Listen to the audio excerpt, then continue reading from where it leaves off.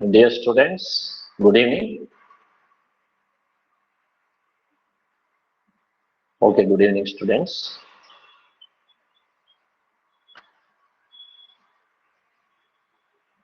ಮಕ್ಕಳೇ,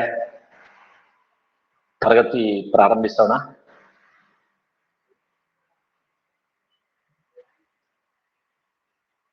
ಸ್ಟಾರ್ಟ್ ಮಾಡೋಣ. Yes, sir. Okay, thank you. Dear students, I am going to discuss with you about a new chapter today, that is force and pressure. This is the 7th chapter in your textbook. ಪ್ರೀತಿಯ ಮಕ್ಕಳೇ, ಇವತ್ತು ನಾವು ನಿಮ್ಮ ವಿಜ್ಞಾನ ಪುಸ್ತಕದ 7ನೇ ಪಾಠದಲ್ಲಿದ್ದೇವೆ. 7ನೇ ಪಾಠ ಹೀಗಿದೆ: ಬಲ ಮತ್ತು ಒತ್ತಡ. These are the two very common words we are using. ಈ ಪದಗಳನ್ನ ನಾವು ಬಲ ಮತ್ತು ಒತ್ತಡ ಅನ್ನುವಂತಹ ಪದವನ್ನ ನಾವು ಬಹಳ ಜೀವನದಲ್ಲಿ ಬಳಸ್ತಾ ಇರ್ತೇವೆ. ಫಾರ್ ಎಕ್ಸಾಂಪಲ್, ನನಗೆ ಒಪ್ಪಿಗೆ ಇರಲಿಲ್ಲ, ನನ್ನ ಸ್ನೇಹಿತ ನನ್ನನ್ನ ಬಲವಂತವಾಗಿ ಹೋಟೆಲ್ಗೆ ಕರ್ಕೊಂಡು ಹೋದ ಅಂತೇಳಿ ಬಲವಂತ ಅನ್ನೋ ಪದವನ್ನು, ಫೋರ್ಸ್ಫುಲಿ ಅನ್ನೋ ಪದವನ್ನು, ಅಲ್ವಾ? ಅಥವಾ ಕೆಲವೊಮ್ಮೆ ನೀವು ಹೇಳೋದಿದೆ, ನಾನು ತುಂಬಾ ಒತ್ತಡದಲ್ಲಿದ್ದೀನಿ, I am under pressure, examination pressure, work pressure, homework pressure ಅಂತೆಲ್ಲ ಹೇಳ್ತೀವಿ. ಅಂದ್ರೆ ಒತ್ತಡದಲ್ಲಿದ್ದೇನೆ, ಪರೀಕ್ಷೆಯ ಒತ್ತಡ, ಮನೆಗೆಲಸದ ಒತ್ತಡ, ಶಾಲೆಯ ಕೆಲಸಗಳ ಒತ್ತಡ, ಕೆಲಸದ ಒತ್ತಡದಲ್ಲಿದ್ದೇನೆ ಅಂತ ಹೇಳ್ತೀವಿ. ಹಾಗಾದ್ರೆ ನಾವಿವತ್ತು ಓದುವಂತಹ, ಅಭ್ಯಾಸ ಮಾಡುವಂತಹ ಬಲ ಮತ್ತು ಒತ್ತಡ, ಅದು ನಾವು ನಿತ್ಯ ಜೀವನದಲ್ಲಿ ಹೇಳುವಂತಹ ಬಲ ಒತ್ತಡ ಎರಡು ಸೇಮ ಅಂತ ಹೇಳಿ ಒಂದು ಪ್ರಶ್ನೆ ಬರ್ತದೆ. What I am discussing with you is, very commonly we are using these two terminology. What are they? Force and pressure. These are the very two common words which we are using in our daily life. We say forcefully, my friend invite me for his house. So inevitable, it is inevitable for me to go to his house because he has forced me to do so. ನನ್ನ ಸ್ನೇಹಿತ ಬಹಳ pressure ಹಾಕಿದ, ಸರಿ force ಮಾಡ್ದ, ನಾನು ಹಾಗಾಗಿ ಅವ್ರ ಮನೆಗೆ ಹೋಗ್ಬೇಕಾಯ್ತು, ಇದು ಅನಿವಾರ್ಯ ಆಯ್ತು ಅನ್ನುವಂಥದ್ದು ಹೇಳ್ತೀವಿ. Then I am under examination pressure. There is work pressure on my head ಅಂತ ಹೀಗೆಲ್ಲ ಹೇಳ್ತೀವಿ. ನಮ್ಗೆ ಸಿಕ್ಕಾಪಟ್ಟೆ ಪ್ರೆಷರ್ ಇದೆ, ತುಂಬಾ ಪ್ರೆಷರ್ ಇದೆ ಅಂತ ಹೇಳ್ತೀವಿ. My question is whether the force and pressure what we are using in our daily life is same or same with what we are going to study today. ಇವತ್ತು ನಾವು ಅಭ್ಯಾಸ ಮಾಡುವಂತಹ ಫೋರ್ಸ್ ಮತ್ತು ಪ್ರೆಷರ್ ನಿತ್ಯ ನಾವು ಬಳಸುವಂತಹ ಬಲ ಮತ್ತು ಒತ್ತಡನೇ, ಅದೇನಾ ಅಥವಾ ಬೇರೆನಾ ಅಂತ ನೋಡೋಣ. Dear students, in science we are using these two terminologies in a different way.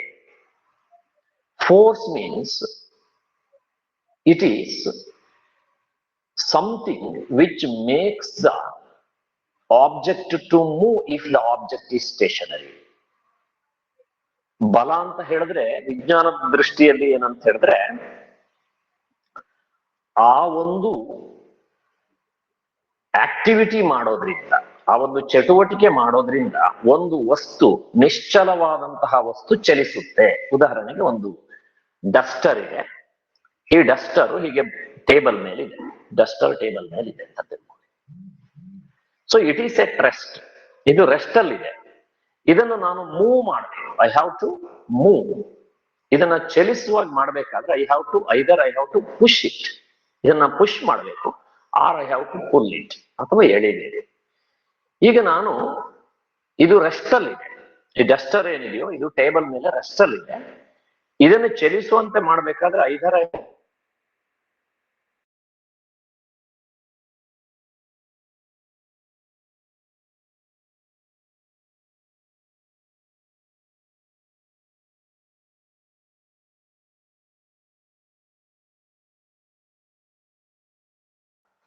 Join ಆದ್ರ ಮಕ್ಕಳೇ? ಜಾಯಿನ್ ಆದ್ರ? ಯಾರು ಮಾತಾಡಲ್ವಲ್ಲ? Yes sir. ಜಾಯಿನ್ ಆದ್ರ ಅಂತ? ಮಾತಾಡಿ ಆಯ್ತಾ? ಓಕೆ. ಸೊ ಈಗ ಇಲ್ಲೊಂದು ಎಕ್ಸ್ಟರ್ನಲ್ ಫೋರ್ಸ್ ಇದೆ. ಆ ಎಕ್ಸ್ಟರ್ನಲ್ ಫೋರ್ಸ್ ಅನ್ನ ಅಪ್ಲೈ ಮಾಡಿದ್ರೆ ಮಾತ್ರ ಇದು, ಅಂದ್ರೆ ಇದನ್ನ ಎಳೆದ್ರೆ ಅಥವಾ ತಳ್ಳಿದ್ರೆ ಮಾತ್ರ ಇದು ಮೂವ್ ಆಗತ್ತೆ ಅಂತ. ಈ ಎಳೆಯೋದು ತಳ್ಳೋದು ಇದೆಯಲ್ಲ, ಅದನ್ನು ನಾನು ಫೋರ್ಸ್ ಅಂತ ಕರೆಯೋದು ಅಥವಾ ಬಲ ಅಂತ. ಅಂದ್ರೆ ನಾನೇನ್ ಹೇಳ್ತಾ ಇದ್ದೀನಿ ಅಂದ್ರೆ, ಇದೊಂದು ವಸ್ತು ಇದೆ, ಈ ವಸ್ತು ಚಲಿಸ್ಬೇಕು ಅಂತ ಅಂದ್ರೆ ಟೇಬಲ್ ಮೇಲಿದೆ ಅಂತ ತಿಳ್ಕೊಳ್ಳಿ. ಉದಾಹರಣೆಗೆ ಇದು ಟೇಬಲ್ ಮೇಲಿದೆ, ಹೀಗೆ ಟೇಬಲ್ ಇದೆ, ಆ ಟೇಬಲ್ ಮೇಲೆ ಇದು ಇದೆ, ದಿಸ್ ಇಸ್ ದ ಟೇಬಲ್. ಆ ಟೇಬಲ್ ಮೇಲೆ ಈ ವಸ್ತು ಇದೆ. ಇದನ್ನು ನಾನು ಇದು ನಾವು ಇಟ್ ಈಸ್ ನಿಶ್ಚಲ ಸ್ಥಿತಿಯಲ್ಲಿ ಇದೆ. It is set stationary state. ಇದು ಸ್ಟೇಷನರಿ ಸ್ಟೇಟ್ ನಲ್ಲಿದೆ. ಸ್ಟೇಷನರಿ ಸ್ಟೇಟ್ ಅಂದ್ರೆ ನಿಶ್ಚಲ, ಇದು ಚಲಿಸ್ತಾ ಇಲ್ಲ. ಇದನ್ನು ನಾನು stationary state to motion state, ಅಂದ್ರೆ ಇದು ನಿಶ್ಚಲವಾಗಿದ್ದನ್ನ ನಾನು ಚಲಿಸುವಂತೆ ಮಾಡಬೇಕಾದ್ರೆ ನಾನೇನ್ ಮಾಡ್ಬೇಕು? ಇದನ್ನ ಎಳಿಬೇಕು ಅಥವಾ ತಳ್ಳಬೇಕು. ಸೊ ಈ ಎಳೆಯೋದು ಅಥವಾ ತಳ್ಳೋದು ಏನಿದೆಯೋ ಅದನ್ನೇ ನಾವು ಫೋರ್ಸ್ ಅಂತ ಕರೆಯೋದು. ಸೊ ಹಾಗಾದ್ರೆ ಈಗ ವಸ್ತು ಚಲಿಸ್ತಾ ಇದೆ, ವಸ್ತು ನಿಶ್ಚಲವಾಗಿತ್ತು, ಅದನ್ನ ಚಲಿಸುವಂತೆ ಮಾಡಬೇಕಾದ್ರೆ ನೀವು ಏನೋ ಒಂದು ಫೋರ್ಸ್ ಹಾಕಿದ್ರಿ, ಒಂದು ಆಕ್ಟಿವಿಟಿ ಮಾಡಿದ್ರಿ, ಒಂದು ಎಳೆಯೋದು ತಳ್ಳೋದು ಇದೆಯಲ್ಲ. ಸೊ ಆ ಪುಲ್ ಅಥವಾ ಪುಷ್ ಅಂತ ಏನ್ ಕರಿತೀವೋ ಅದನ್ನೇ ನಾವು ಫೋರ್ಸ್ ಅಂತ ಹೇಳೋದು. ಸೊ ಈ ಎರಡು ವರ್ಡ್ ಅನ್ನ ನೀವು ನೋಡಿದ್ರಿ ಸಾಮಾನ್ಯವಾಗಿ ಬ್ಯಾಂಕ್ ನಲ್ಲಿ ಹೋದಾಗ, ಅಲ್ಲಿ ಮ್ಯಾನೇಜರ್ ಚೇಂಬರ್ ಒಳಗೆ ಹೋಗ್ಬೇಕಾದ್ರೆ ಒಂದು ಗಾಜಿನ ಒಂದು ಬಾಗಿಲಿರುತ್ತೆ, ಅದ್ರ ಮೇಲೆ ಪುಲ್ ಅಂತ ಅಥವಾ ಪುಷ್ ಅಂತ ಇರುತ್ತೆ. ಒಂದ್ ಕಡೆ ಪುಲ್ ಅಂತ ಹಾಕಿದ್ರೆ ಇನ್ನೊಂದ್ ಕಡೆ ಪುಷ್ ಅಂತ ಹಾಕಿರ್ತಾರೆ. ಪುಲ್ ಅಂದ್ರೆ ಎಳೀರಿ ಅಂತ, ಆ ಬಾಗಿಲನ್ನ ಎಳೆದ್ರೆ ಮಾತ್ರ ಓಪನ್ ಆಗುತ್ತೆ. ಪುಷ್ ಅಂದ್ರೆ ತಳ್ಳಿ ಅಂತ, ಒಂದ್ ಕಡೆಗೆ ಅದನ್ನ ಪುಷ್ ಅಂತ ಬರ್ದಿರ್ತಾರೆ, ಅದಕ್ಕೆ ಆಪೋಸಿಟ್ ಇನ್ನೊಂದು ಸೈಡ್ ನಲ್ಲಿ ಪುಲ್ ಅಂತ ಬರ್ದಿರ್ತಾರೆ. ಸೊ ಈ ಪುಷ್ ಅಥವಾ ಪುಲ್ ಏನಿದೆಯೋ ಅದು ಬಾಗಿಲು ಚಲಿಸುವಂತೆ ಮಾಡ್ಬೇಕಾದ್ರೆ ಹಾಗೆ ನೀವು ಮಾಡ್ಬೇಕು. ಸೊ ನೀವು ಅದನ್ನ ಪುಲ್ ಮಾಡಿದ್ರೆ ಬಾಗಿಲು ನಿಮ್ ಕಡೆಗೆ ಬರುತ್ತೆ, ನೀವು ಪುಷ್ ಮಾಡಿದ್ರೆ ಬಾಗಿಲು ಆ ಕಡೆಗೆ ಹೋಗುತ್ತೆ. ಸೊ ಅಲ್ಲಿ ನೀವು ಮಾಡುವ ಆಕ್ಟಿವಿಟಿ ಏನಿದೆಯೋ, ಆ ಬಾಗಿಲನ್ನ ಎಳೆಯೋದು, ಆ ಬಾಗಿಲನ್ನ ತಳ್ಳೋದು ಏನಿದೆಯೋ ಅದನ್ನೇ ನಾವು ಫೋರ್ಸ್ ಅಂತ. ನೀವೇನ್ ಮಾಡ್ತಾ ಇದ್ರಿ? You are applying force on the door ಮೇಲೆ, ಅಂದ್ರೆ ಬಾಗಿಲ ಮೇಲೆ ನೀವು ಫೋರ್ಸ್ ಅನ್ನ ಹಾಕ್ತಾ ಇದ್ದೀರಿ ಅಂತ ಹೇಳ್ತೀವಿ. ಸೊ ವಾಟ್ ಈಸ್ ಫೋರ್ಸ್ ಅಂತ ಕೇಳಿದ್ರೆ, force is an external agent which makes the object to move if the object is stationary. If the object is moving, it makes the object to stop. So that is called force. Okay. ಈಗ ನಾನೊಂದು ಚಿತ್ರ ಬರೆದಿದ್ದೀನಿ, ಆ ಚಿತ್ರವನ್ನ ಇಲ್ಲಿ ನೋಡೋಣ. See, this is the ground. ಒಂದು ground ಇದೆ, ಒಂದು ನೆಲ ಇದೆ. ಆ ನೆಲದ ಮೇಲೆ ಒಂದು ಚೆಂಡಿದೆ. ಆ ಚೆಂಡು ರೋಲ್ ಆಗ್ತಾ ಇದೆ, ಉರುಳ್ತಾ ಇದೆ. ಬಾಣ ನೋಡ್ದ ತಕ್ಷಣ ಗೊತ್ತಾಗುತ್ತೆ, ಆ ಬಾಣ ಹಾಕಿದ್ದೀನಿ ಅಂದ್ರೆ ಅದು ಉರುಳ್ಕೊಳ್ತಾ ಹೋಗ್ತಾ ಇದೆ. ಸೊ ಈಗ ಈ ಆಬ್ಜೆಕ್ಟ್ ಬಾಲ್ ಏನಿದೆಯೋ ಇದು ಉರುಳ್ತಾ ಇದೆ. It is rolling on the ground. ಅಂದ್ರೆ ನೆಲದ ಮೇಲೆ ಅದು ಉರುಳ್ತಾ ಹೋಗ್ತಾ ಇದೆ. ಇದು ಎಷ್ಟೋ ಸ್ಪೀಡ್ ಇದೆ ಇದಕ್ಕೆ. ಈಗ ಇದು ಯಾವ ಕಡೆಯಿಂದ ಯಾವ ಕಡೆಗೆ ಉರುಳ್ತಾ ಇದೆ ನೋಡಿ. ನೋಡಿ ಹೀಗೆ, ದಿಸ್ ಇಸ್ ದ ಡೈರೆಕ್ಷನ್. ಈ ಕಡೆಯಿಂದ ನನ್ನ ಎಡಭಾಗದಿಂದ ಬಲಭಾಗಕ್ಕೆ ಇದು ಚಲಿಸ್ತಾ ಇದೆ, ಹೀಗೆ ರೋಲ್ ಹಾಕೊಳ್ತಾ ಬರ್ತಾ ಇದೆ. ಸೊ ಈ ಬಾಲ್ನ, ಈ ರೋಲಿಂಗ್ ಬಾಲ್ ಏನಿದೆಯೋ, ಈ ರೋಲಿಂಗ್ ಬಾಲ್ನ ಸ್ಪೀಡ್ ಜಾಸ್ತಿ ಮಾಡಬೇಕು ಅಂತಿದ್ರೆ ನಾನೇನ್ ಮಾಡ್ತೀನಿ? ಅದು ಯಾವ ಕಡೆ ಚಲಿಸ್ತಾ ಇದೆಯೋ ಆ ಕಡೆನೆ ಫೋರ್ಸ್ ಹಾಕ್ತೀನಿ. ಈ ಕೈ ಇಲ್ಲ ಅಂತ ತಿಳ್ಕೊಳ್ಳಿ. ಲುಕ್ ಹಿಯರ್ ನಾವು, ಸೊ ಐ ಆಮ್ ಪುಷಿಂಗ್, ಏನ್ ಮಾಡ್ತಾ ಇದ್ದೀನಿ ಇಲ್ಲಿ? ಪುಷ್ ಮಾಡ್ತಾ ಇದ್ದೀನಿ. ಯಾವ್ದನ್ನ ಪುಷ್ ಮಾಡ್ತಾ ಇದ್ದೀನಿ? ಬಾಲ್ ಅನ್ನ ಪುಷ್ ಮಾಡ್ತಾ ಇದ್ದೀನಿ. ಈ ಬಾಲ್ ಅನ್ನ ಪುಷ್ ಮಾಡ್ತಾ ಇದ್ದೀನಿ, ಅದು ಮೊದಲೇ ಉರುಳ್ತಾ ಇತ್ತಲ್ಲ, ಆ ಉರುಳುವ ನೇರಕ್ಕೆ ನಾನು ಏನ್ ಮಾಡ್ತಾ ಇದ್ದೀನಿ? ಫೋರ್ಸ್ ಅನ್ನ ಅಪ್ಲೈ ಮಾಡ್ತಾ ಇದ್ದೀನಿ. ಸೊ ಈಗ I am pulling the ball in the direction of its motion ಅಂತ ಹೇಳ್ತೀನಿ. ಬಾಲ್ ಈಗಾಗಲೇ ಚಲಿಸ್ತಾ ಇದೆ.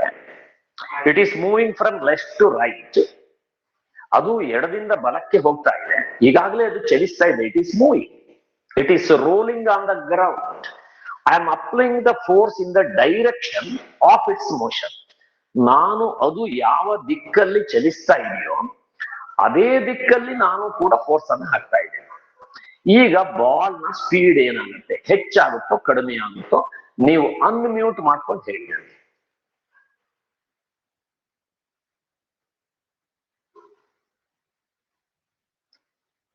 ಗೊತ್ತಾಗ್ತಾ ಇಲ್ವಾ? ಇನ್ನೊಂದ್ಸರಿ ಹೇಳ.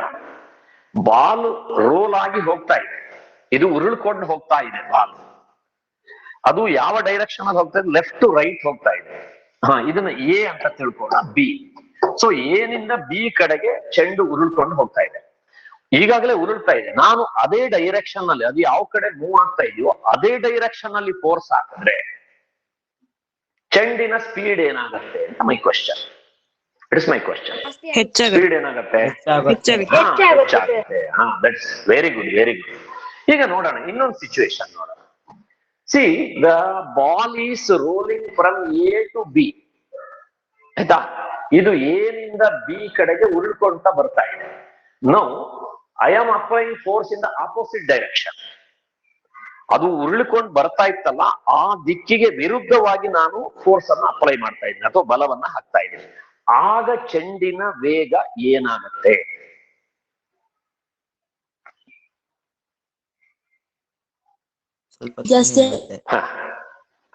ಜಾಸ್ತಿ ಆಗತ್ತಾ?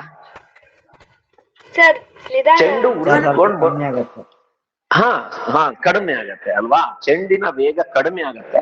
ಅಥವಾ ಅದು ಎಷ್ಟೋ ಫೋರ್ಸ್ ಇಂದ ನೀವು ಅದು ಉರುಳ್ಕೊಂಡ್ ಬರ್ತಿತ್ತಲ್ಲ, ಅಷ್ಟೇ ಫೋರ್ಸ್ ನಾನು ಹಾಕಿದ್ರೆ ಆಪೋಸಿಟ್ ಡೈರೆಕ್ಷನ್ ಇಂದ ಏನಾಗತ್ತೆ ಅವಾಗ? ನಿಂತ್ಕೊಳ್ಳತ್ತೆ. That is the correct answer. ಓಕೆನಾ? ಸೊ ಈಗ ಏನಾಯ್ತು? ಈ ಚೆಂಡನ್ನು ನಾನೇನ್ ಮಾಡ್ತಾ ಇದ್ದೀನಿ? Another thing, C. ಸೊ ಈಗ ಎರಡೂ ಕೈಯಿಂದ ನಾನು ಪ್ರೆಸ್ ಮಾಡ್ತಾ ಇದ್ದೀನಿ. ಚೆಂಡು ತಗೊಂಡಿದ್ದೀನಿ, ಅದನ್ನ ಎರಡೂ ಕೈಯಿಂದ ಸೇಮ್ ಫೋರ್ಸ್ ಹಾಕ್ತಾ ಇದ್ದೀನಿ. What happens? ಏನಾಗಬಹುದು? ಚೆಂಡು ಏನಾಗಬಹುದು? I am taking A. ಹೇಳಪ್ಪ, ಹೇಳಮ್ಮ, ಹೇಳಿ. ಚೆಂಡನ್ನ ಕೈಯಲ್ಲಿ ತಗೊಂಡು ಅಲ್ಲೇ ನಿಂತಿರುತ್ತೆ. ಮತ್ತೇನಾಗಬಹುದು? ಚೆಂಡನ್ನ ನಾನು ಇರಿಚಿ ಪುಷ್ ಮಾಡ್ತಾ ಇದ್ದೀನಿ, ಎರಡೂ ಕಡೆಯಿಂದ ಪುಷ್ ಮಾಡ್ತೀನಿ ವಿತ್ ಸೇಮ್ ಫೋರ್ಸ್. ಎರಡೂ ಕಡೆಯಿಂದ ಸೇಮ್ ಫೋರ್ಸ್ ಹಾಕಿದ್ದೀನಿ. ಏನಾಗಬಹುದು? ಏನಾಗಬಹುದು? ಏನಾಗಬಹುದು? ಯಾರಾದ್ರೂ ಹೇಳ್ಬೋದಾ? ಎರಡು ಚೆಂಡಿಲ್ಲ, ಎರಡು ಚೆಂಡಿಲ್ಲ. ನನ್ನ ಹತ್ರ ಇರೋದು ಒಂದೇ ಚೆಂಡು. ಒಂದು ಚೆಂಡಿಗೆ ನಾನು ಎರಡೂ ಕಡೆಯಿಂದ ಹೀಗೆ ಫೋರ್ಸ್, ಸೇಮ್ ಫೋರ್ಸ್ ಹಾಕ್ತಾ ಇದ್ದೀನಿ. ಚೆಂಡು ಏನಾಗಬಹುದು? ಶೇಪ್ ಚೇಂಜ್ ಆಗಬಹುದು ಅಲ್ವಾ? ಸೊ ಶೇಪ್ ಚೇಂಜ್ ಆಗಬಹುದು ಅಂತ ನನ್ನ ಕ್ವಶನ್, ನನ್ನ expected answer. So if I apply the force, ಈಗ ನೋಡೋಣ, ಫೋರ್ಸ್ ಹಾಕಿದ್ರೆ ಒಂದು ಆಬ್ಜೆಕ್ಟ್ ಮೇಲೆ ಏನೇನು ಆಗಬಹುದು ಅಂತ ನೋಡೋಣ. So if you apply force on an object, the force may change the state of the object. ನೀವು ಒಂದು ವಸ್ತುವಿನ ಮೇಲೆ ಬಲ ಪ್ರಯೋಗ ಮಾಡಿದ್ರೆ ಆ ಬಲ ಪ್ರಯೋಗದಿಂದ ವಸ್ತುವಿನ ಸ್ಥಿತಿ ಬದಲಾಗಬಹುದು. ಸ್ಥಿತಿ ಅಂದ್ರೆ ಎರಡು ಸ್ಥಿತಿ. ನಿಶ್ಚಲ ಸ್ಥಿತಿ, ಒಂದು ಚಲನ ಸ್ಥಿತಿ. ಅಂದ್ರೆ the state of motion and state of rest ಅಂತ ಹೇಳ್ತೀವಿ ಇಂಗ್ಲಿಷ್ ನಲ್ಲಿ. State of rest. ಈಗ ಒಂದು ಟೇಬಲ್ ಮೇಲೆ ಒಂದು ಡಸ್ಟರ್ ಇಟ್ಟಿದ್ದೀನಿ ನಾನು. ವಾಟ್ ಈಸ್ ದ ಸ್ಟೇಟ್ ಅಂತ ಕೇಳಿದ್ರೆ ಸ್ಟೇಟ್ ಆಫ್ ರೆಸ್ಟ್ ಅಂತೀವಿ. Duster is in the state of rest ಅಂತ. ಟೇಬಲ್ ಮೇಲೆ ಒಂದು ಡಸ್ಟರ್ ಇಟ್ಟಿದ್ದೀನಿ, ಅದರ ಸ್ಥಿತಿ ಯಾವುದು ಅಂತ ಹೇಳಿದ್ರೆ ಕನ್ನಡದಲ್ಲಿ ಹೇಳ್ತೀವಿ ನಿಶ್ಚಲ ಸ್ಥಿತಿಯಲ್ಲಿದೆ. ಡಸ್ಟರ್ ಒರಸು ಬಟ್ಟೆ ಇದೆಯಲ್ಲ, ಆ ಒರಸು ಬಟ್ಟೆ ನಿಶ್ಚಲ ಸ್ಥಿತಿಯಲ್ಲಿದೆ ಅಂತ ಹೇಳ್ತೀವಿ. ಈಗ ಒಂದು ವಾಹನ ಚಲಿಸ್ತಾ ಇದೆ, ಆಗ ನೀವು ಕೇಳಿದ್ರೆ what is the state of vehicle ಅಂತ ಕೇಳಿದ್ರೆ ನಾನು ಹೇಳ್ತೀನಿ the vehicle is in the state of motion. State of motion, motion ಅಂದ್ರೆ ಚಲನೆ.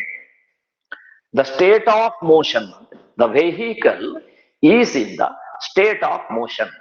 ಒಂದು ವಾಹನ ಚಲಿಸ್ತಾ ಇದೆ, ಆಗ ನಾನು ಕೇಳ್ತೀನಿ ವಾಹನವು ಯಾವ ಸ್ಥಿತಿಯಲ್ಲಿದೆ ಅಂತ ಕೇಳಿದ್ರೆ ನೀವು ಹೇಳ್ತೀರಿ ವಾಹನವು ಚಲನ ಸ್ಥಿತಿಯಲ್ಲಿದೆ ಅಂತ ಹೇಳ್ತೀವಿ. ಸೊ ಸ್ಥಿತಿಯಲ್ಲಿ ಈಗ ಎರಡು ರೀತಿ ಸ್ಥಿತಿ, ಚಲನ ಸ್ಥಿತಿ, ನಿಶ್ಚಲ ಸ್ಥಿತಿ. ಚಲನ ಸ್ಥಿತಿ, ನಿಶ್ಚಲ ಸ್ಥಿತಿ. ಸೊ ಎಷ್ಟು ರೀತಿಯ ಸ್ಥಿತಿ ಆಯ್ತು ಈಗ? ಒಂದು ಚಲನ ಸ್ಥಿತಿ, ಇನ್ನೊಂದು ನಿಶ್ಚಲ ಸ್ಥಿತಿ ಅಂತ ಬರುತ್ತೆ. ನಿಶ್ಚಲ ಸ್ಥಿತಿ, ಚಲನ ಸ್ಥಿತಿ ಮತ್ತು ನಿಶ್ಚಲ ಸ್ಥಿತಿ ಅಂತ ಆಯ್ತು. ಇದನ್ನೇ ಇಂಗ್ಲಿಷ್ ನಲ್ಲಿ ಹೇಳುವುದಾದ್ರೆ ಚಲನ ಸ್ಥಿತಿಗೆ ಸ್ಟೇಟ್ ಆಫ್ ಮೋಷನ್ ಅಂತ ಕರಿತೀವಿ. ಸ್ಟೇಟ್ ಆಫ್ ಮೋಷನ್ ಅಂತ ಕರಿತೀವಿ. ಸ್ಟೇಟ್ ಆಫ್ ಮೋಷನ್ ಅಂತ. ನಿಶ್ಚಲ ಸ್ಥಿತಿಯನ್ನ ಸ್ಟೇಟ್ ಆಫ್ ರೆಸ್ಟ್ ಅಂತ. ಸ್ಟೇಟ್ ಆಫ್ ರೆಸ್ಟ್ ಅಂತ. So these are the two states which we are going to study in this chapter. ನಾನು ಈ ಚಾಪ್ಟರ್ಗೆ ಸಂಬಂಧಪಟ್ಟ ಹಾಗೆ ವಸ್ತುವಿನ ಸ್ಟೇಟ್ ಅಂದ್ರೆ ಎರಡು ರೀತಿಯ ಸ್ಟೇಟ್ ಇದೆ. ಒಂದು ಸ್ಟೇಟ್ ಆಫ್ ರೆಸ್ಟ್, ಇನ್ನೊಂದು ಸ್ಟೇಟ್ ಆಫ್ ಮೋಷನ್ ಅಥವಾ ಚಲನ ಸ್ಥಿತಿ ಮತ್ತು ನಿಶ್ಚಲ ಸ್ಥಿತಿ ಅಂತ ಹೇಳ್ತೀವಿ. ಈಗ ನೋಡಿ, ಒಂದು ಟೇಬಲ್ ಮೇಲೆ ಡಸ್ಟರ್ ಇದೆ ಅಂತ ಹೇಳಿದ್ರೆ ಅದು ಯಾವ ಸ್ಥಿತಿಯಲ್ಲಿದೆ? ನಿಶ್ಚಲ ಸ್ಥಿತಿಯಲ್ಲಿದೆ. ಅದನ್ನು ನಾನು ತಳ್ಳಿದ್ರೆ ಅದು ಮುಂದಕ್ಕೆ ಹೋಗುತ್ತೆ, ಅಂದ್ರೆ ನಿಶ್ಚಲ ಸ್ಥಿತಿಯಲ್ಲಿದ್ದು ಚಲನ ಸ್ಥಿತಿಗೆ ಬರ್ತದೆ. C in English I can repeat it. So on the table there is a duster. On the table there is a duster. ಒಂದು ಡಸ್ಟರ್ ಟೇಬಲ್ ಮೇಲೆ ಇದೆ. Okay, it is in the state of rest. ಅದು rest ಸ್ಥಿತಿಯಲ್ಲಿದೆ, ನಿಶ್ಚಲ ಸ್ಥಿತಿಯಲ್ಲಿದೆ. If I pull it, ನಾನು ಅದನ್ನ full ಮಾಡಿದ್ರೆ, if I pull it or if I push it, ಅದನ್ನ ನಾನು ಎಳೆದ್ರೆ ಅಥವಾ ತಳ್ಳಿದ್ರೆ ಅದರ ಸ್ಟೇಟ್ ಆಫ್ ರೆಸ್ಟ್ ಇರೋದು ಸ್ಟೇಟ್ ಆಫ್ ಮೋಷನ್ ಆಗುತ್ತೆ, ಅಂದ್ರೆ ನಿಶ್ಚಲವಿದ್ದು ಚಲನೆಗೆ ಹೋಗ್ತದೆ. ಸೊ ಹಾಗಾದ್ರಿಂದ ಏನಾಗತ್ತೆ? So force can change the state of motion, I mean state of the object. ಒಂದು ವಸ್ತುವಿನ ಸ್ಥಿತಿಯನ್ನ ಬದಲಾಯಿಸ್ತದೆ. ಯಾವುದು? ಬಲ ಪ್ರಯೋಗ ಮಾಡಿದಾಗ. ಬಲ ಪ್ರಯೋಗ ಮಾಡಿದ್ರೆ ಚಲಿಸ್ತಾ ಇರುವಂತಹ ವಸ್ತುವು ನಿಶ್ಚಲ ಸ್ಥಿತಿಗೆ ಬರಬಹುದು, ನಿಶ್ಚಲ ಸ್ಥಿತಿಯಲ್ಲಿರುವಂತಹ ವಸ್ತು ಚಲನ ಸ್ಥಿತಿಗೆ ಬರಬಹುದು. ಇದು ನಿಶ್ಚಲವಾಗಿದೆ, ಚೆಂಡು ನಿಂತಿದೆ, ಇದಕ್ಕೆ ನೀವು ಒಂದು ಕಿಕ್ ಹೊಡಿತೀರಿ, ಕಾಲಿನಿಂದ ಒಂದು ಕಿಕ್ ಹೊಡಿತೀರಿ. ಈ ಬಾಲ್ ಏನಾಗತ್ತೆ? It is start moving. ಮೊದಲು ಯಾವ್ದಿತ್ತು? It is at rest. ಒದ್ದಾಗ ಏನಾಯ್ತು? ಕಿಕ್ ಹೊಡೆದ್ರಿಂದ ಏನಾಯ್ತು? The ball is moving.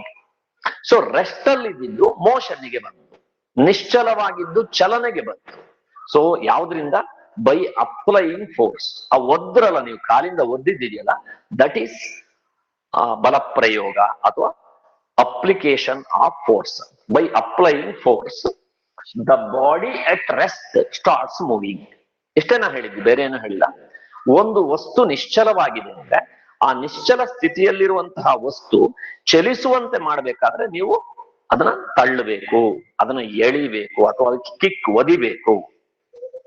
Okay, so force, ಇವೆಲ್ಲ ಫೋರ್ಸ್. ಯಾವುದು? ಒದಿಯೋದು, ಎಳೆಯೋದು, ತಳ್ಳೋದು, ಅದೆಲ್ಲ ಫೋರ್ಸ್. ಸೊ ಈಗೇನಾಯ್ತು? ಸೊ ಫೋರ್ಸ್ ಅನ್ನು ಅಪ್ಲೈ ಮಾಡಿದ್ರೆ ಆಬ್ಜೆಕ್ಟ್ ರೆಸ್ಟ್ ಅಲ್ಲಿ ಇದ್ರೆ ಮೂವ್ ಆಗುತ್ತೆ, ಮೋಷನ್ ಅಲ್ಲಿ ಇದ್ರೆ ಸ್ಟಾಪ್ ಆಗುತ್ತೆ. ಅಷ್ಟು ಗೊತ್ತಾಯ್ತಲ್ಲ? ಒಂದು ವಸ್ತು ನಿಶ್ಚಲವಾಗಿದ್ರೆ ಚಲಿಸುವ ಹಾಗೆ ಮಾಡಬಹುದು, ಚಲನೆಯಲ್ಲಿದ್ರೆ ನಿಲ್ಲಿಸಬಹುದು. ಏನ್ ಮಾಡೋದ್ರಿಂದ? ಅದರ ಮೇಲೆ ಬಲ ಪ್ರಯೋಗ ಮಾಡೋದ್ರಿಂದ. ಇನ್ನೇನ್ ಗೊತ್ತಾಯ್ತು ನಮ್ಗೆ? ಸೊ ಈಗಾಗಲೇ ಇದು ಆಬ್ಜೆಕ್ಟ್, ಈ ವಸ್ತು ಇದೆಯಲ್ಲ, ಇದು ಇಟ್ ಈಸ್ ಇನ್ ಮೋಷನ್ ಅಂತ ತಿಳ್ಕೊಳ್ಳಿ. ಅದು ಈಗಾಗಲೇ ಚಲಿಸ್ತಾ ಇದೆ, ವಸ್ತು ಈಗಾಗಲೇ ಚಲಿಸ್ತಾ ಇದೆ. ಆಬ್ಜೆಕ್ಟ್ ಅಂದ್ರೆ ವಸ್ತು, ಆಬ್ಜೆಕ್ಟ್ ಈಗಾಗಲೇ ಚಲಿಸ್ತಾ ಇದೆ. So if I apply some more force, ಈಗ ನಾನು ಅದು ಚಲಿಸ್ತಾ ಇರುವಂತಹ ನೇರದಲ್ಲೇ ಮತ್ತಷ್ಟು ಫೋರ್ಸ್ ಹಾಕಿದ್ರೆ ನೀವು ಹೇಳಿದ್ರಿ ಅದರ ಸ್ಪೀಡ್ ಜಾಸ್ತಿ ಆಗತ್ತೆ ಅಂತ. ಅದಕ್ಕೆ ನಾನು ಹೇಳ್ತಾ ಇದ್ದೇನೆ, ಬಲ ಪ್ರಯೋಗ ಮಾಡುವುದರಿಂದ ವಸ್ತುವಿನ ಚಲನೆಯ ವೇಗವನ್ನ ಹೆಚ್ಚಿಸಬಹುದು ಅಂತ ಹೇಳ್ತಾ ಇದ್ದೀನಿ. ಅರ್ಥ ಆಗತ್ತಾ? So by applying force you can change the speed of the moving object. If the object is moving, then you can change the speed of the object by applying force. ಬಲ ಪ್ರಯೋಗದಿಂದ ವಸ್ತುವಿನ ವೇಗವನ್ನು ನಾವು ಹೆಚ್ಚು ಕಡಿಮೆ ಮಾಡಬಹುದು. ಫಸ್ಟ್ ಏನ್ ತಿಳ್ಕೊಂಡು, ಬಲ ಪ್ರಯೋಗದಿಂದ ನಿಶ್ಚಲ ಸ್ಥಿತಿಯಲ್ಲಿರುವಂತಹ ವಸ್ತುವನ್ನು ಚಲಿಸುವಂತೆ ಮಾಡಬಹುದು, ಚಲನೆಯಲ್ಲಿರುವಂತಹ ವಸ್ತುವನ್ನು ನಿಶ್ಚಲಗೊಳಿಸಬಹುದು. ಅಥವಾ ಒಂದೇ ವರ್ಡಲ್ಲಿ ಹೇಳಿದಾದ್ರೆ, ಬಲ ಪ್ರಯೋಗದಿಂದ ವಸ್ತುವಿನ ಸ್ಥಿತಿಯನ್ನ ಬದಲಾಯಿಸಬಹುದು. ಇದನ್ನ ಕಲ್ತಿದ್ದೀವಿ. ಅದು ಒಂದು ಪಾಯಿಂಟ್. ಎರಡನೇ ಪಾಯಿಂಟ್ ಏನಂತ ಹೇಳಿದ್ರೆ, ಬೈ ಅಪ್ಲೈಯಿಂಗ್ ಫೋರ್ಸ್, ಬಲ ಪ್ರಯೋಗದಿಂದ you can change the speed of the object.